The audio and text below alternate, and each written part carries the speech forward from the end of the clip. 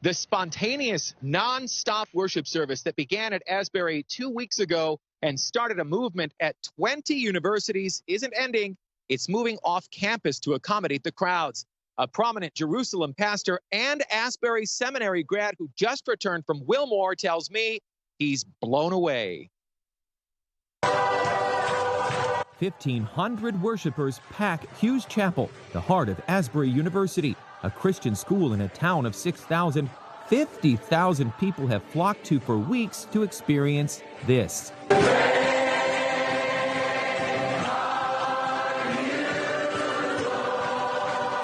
Participants are calling it a revival, a prolonged outpouring that revitalizes the spiritual life of believers and can also attract new ones. I believe what's happening in the United States is a genuine work of God. Dr. Wayne Hillsden is a graduate of Asbury Seminary. He's the founding pastor of King of Kings Community, Jerusalem's largest congregation of evangelicals and Jewish believers in Jesus.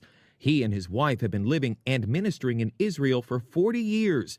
He traveled to California for a memorial service for influential pro-Israel pastor Jack Hayford and was drawn to his alma mater. Walked on campus and just amazing number of people waiting in line, and then many people out on the grass praying, worshiping. You could just sense the presence of the Lord on that campus. Hillsden shot this video in the 8 hours he spent at Hughes, the epicenter of the spirit-filled movement that ignited similar services like this one at Samford University in Alabama.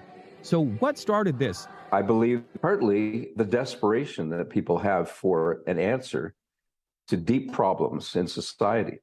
This is not something that just Christians are sensing. This is something that almost everybody is sensing. Perhaps the bigger question isn't how did it start, but where is it going?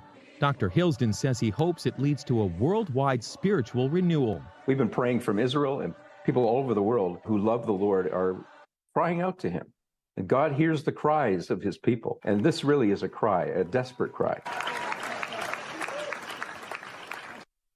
The president of Asbury says the weeks-long marathon worship service on campus will end Thursday to make room for the National Collegiate Day of Prayer and events on campus.